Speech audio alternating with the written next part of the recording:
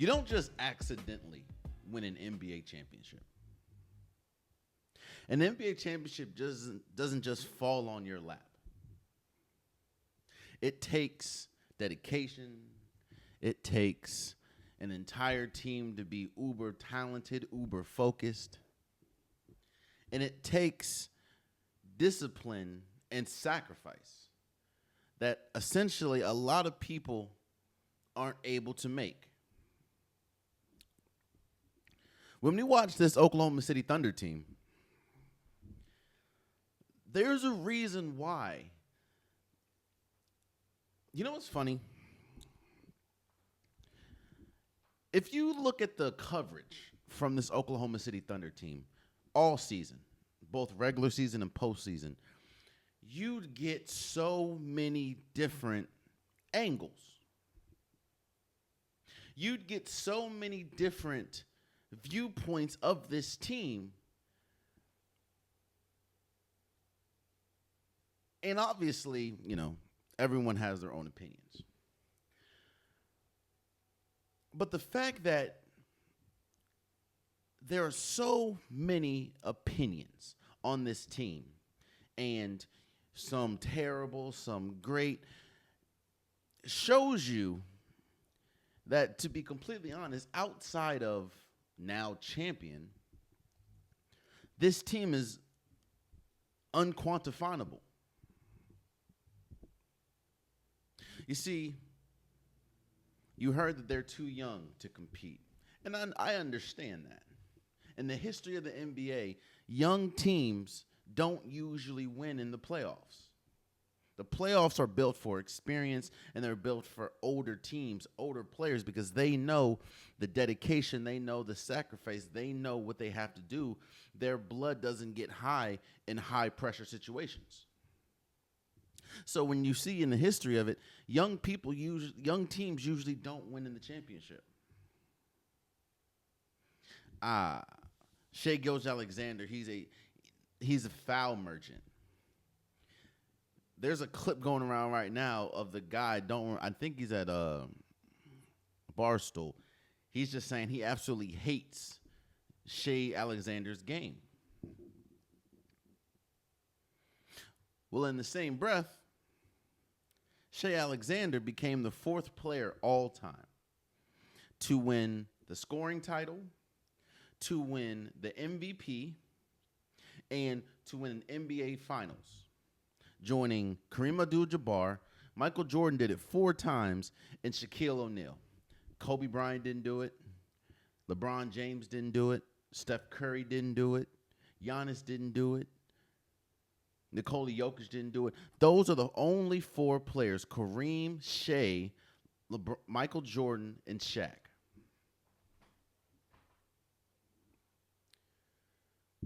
So you can hate Shai's game, but it obviously breeds winning. Before I go any further, let me congratulate the Oklahoma City Thunder for winning this year's NBA Finals, bringing the first championship to the franchise. They were dominant all year. There wasn't a point in time. Yeah, they had ebbs and flows in the sense of they may not have looked as dominant in some areas than others, but overall, this team was dominant all year. And while, yes, there were different opinions about this team circling around all year, but one thing that was remotely true, and one thing that you could not negate, is they were great. The fact that I don't think they lost back-to-back games all year.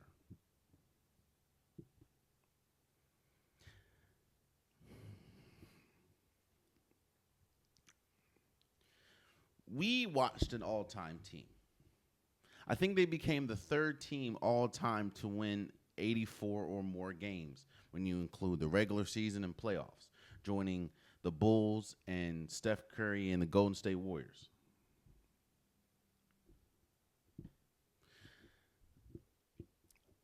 Sometimes it's hard to accept. Sometimes it's hard to wrap your head around what you're seeing. Maybe because you don't want to admit it, but it's true. We watched an all-time team. We watched a team that you have to put in the record books. When I see people describe this team and describe this championship, I think Colin Cowherd did like a ranking of the last 7, and he had this team, I think, 6 out of 7. And I can't, for the life of me, understand how you can come up with that conclusion and still watch this team. They have all the components of an all-time great team. They had an all-time great defense, all-time great offense. They have an all-time great player, at least a season. Again, man, it is you can lie to yourself and say that this team wasn't that good. You can lie to yourself and say that what we all watched all year wasn't what we saw. You can try to downgrade their championship. But the proof's in the pudding. When you rank this team, when you look at this team against history, their names are up there.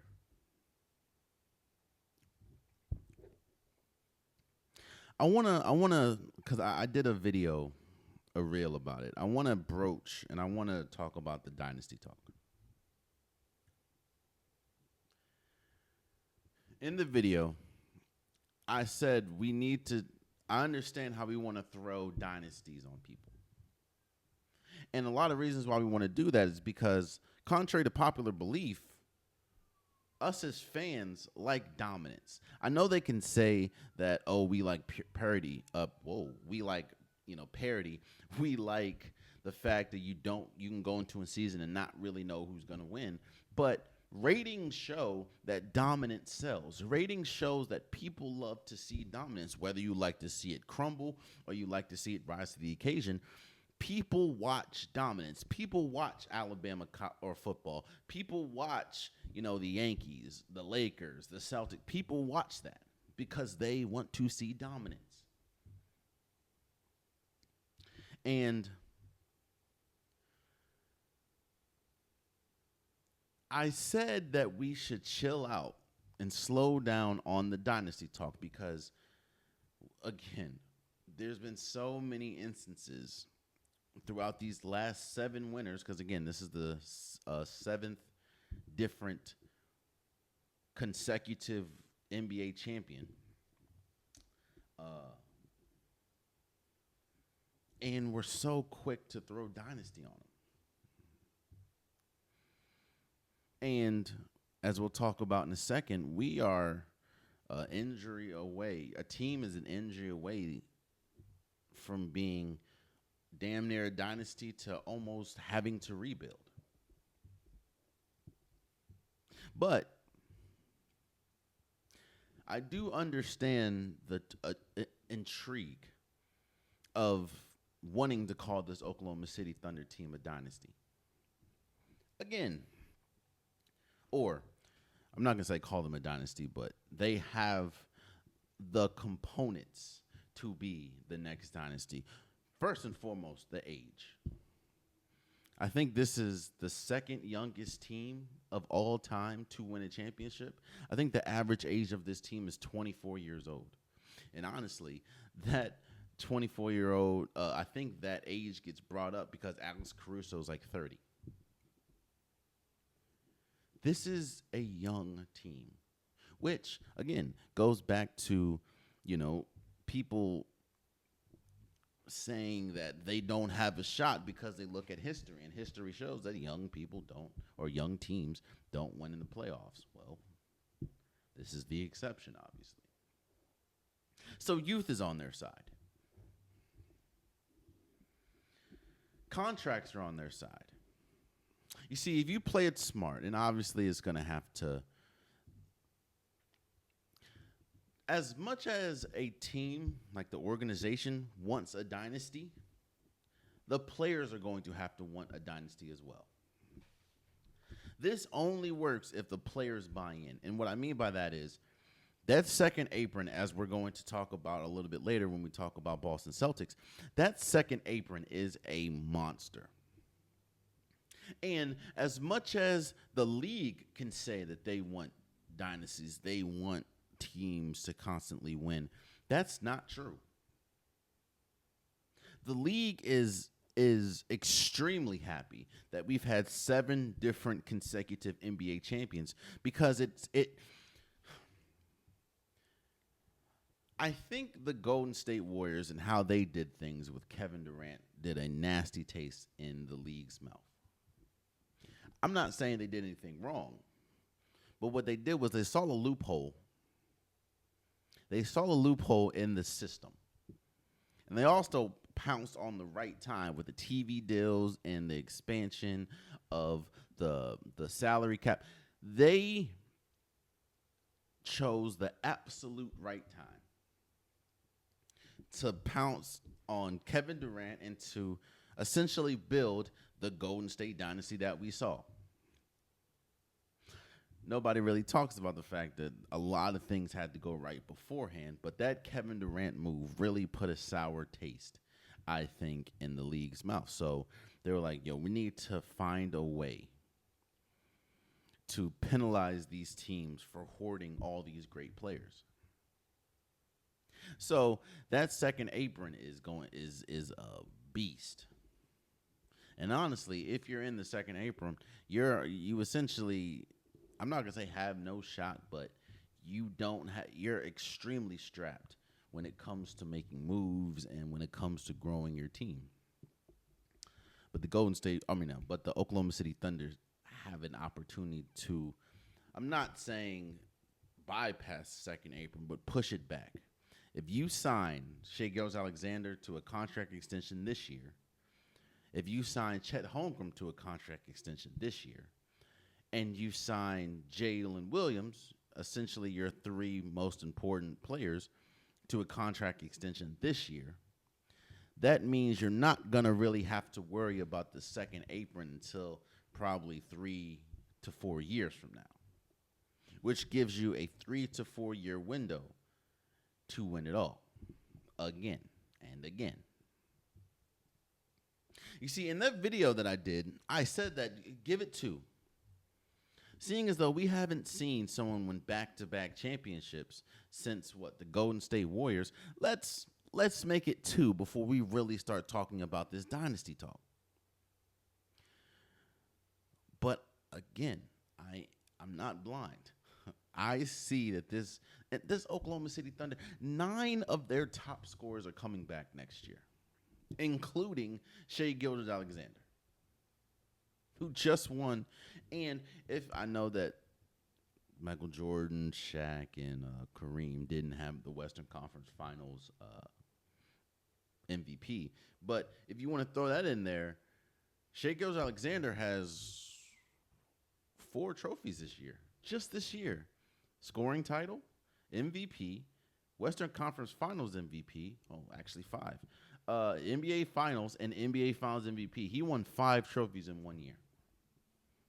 If you're saying that you would be lying to yourself if you said that this isn't an all-time season from a player. This is one of the greatest seasons we've ever had. I know that people don't want to give accolades to this iteration of the NBA because it's so different from the past, but we're watching it. We're watching evolution. We watched one of the greatest seasons of all time. not just from a player, but from a team. But again, 9 players are coming back next year. 9 of their top scorers, I apologize, is coming back next year.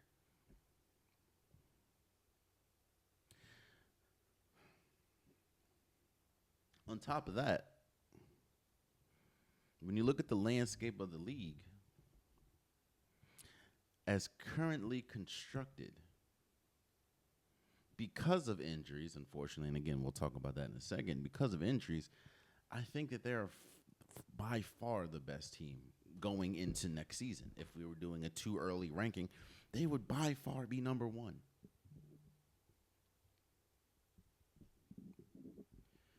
I don't want to disrespect the moment, which is why I'm saying, I know I just mapped it out, but I'm saying let's chill out on the dynasty talk. Because, again, we thought the Denver Nuggets were going to be dynasty. We thought the Boston Celtics were going to be a dynasty. Let's chill out on that. But I am respecting the fact that we just watched an all-time great team complete the mission and win the NBA championship. We just watched an all-time season from a singular player in Shai Gilgeous-Alexander.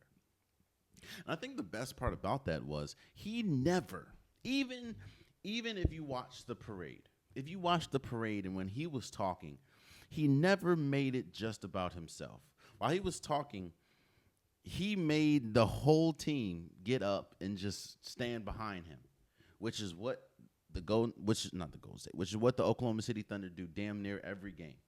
After the game, when they're talking to the reporters, essentially the whole team is behind whoever's talking.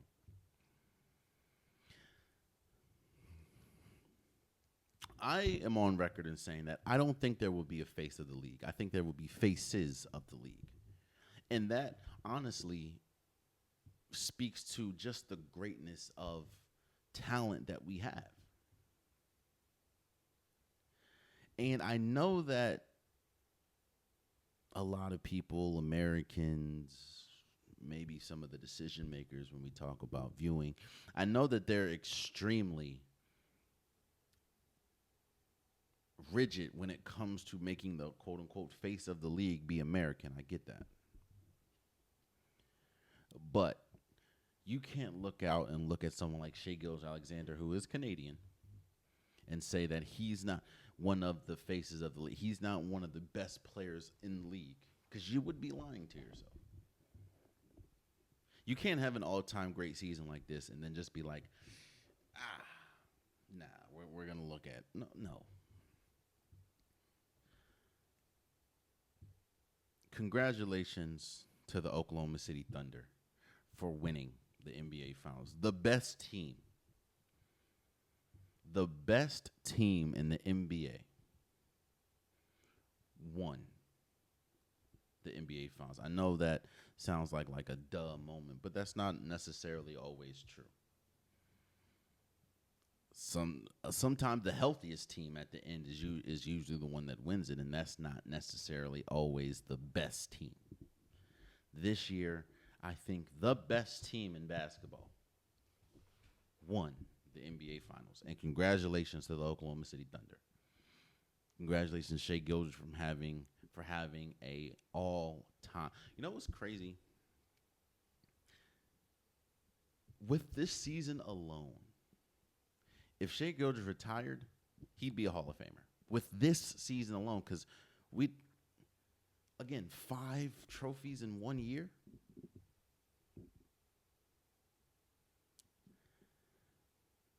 Again, the best team won. Congratulations to the NBA Finals MVP. And congratulations to the Oklahoma City Thunder for winning this year's NBA championship. Oh, man, you stayed to the end of the video. I appreciate you. If you like what you saw, be sure to hit that subscribe button so you'll never miss any content from your boy. You can also go back and watch past episodes, past clips, and don't forget that the Unpopular Podcast, new episodes drop every Wednesday and Saturday. Appreciate you.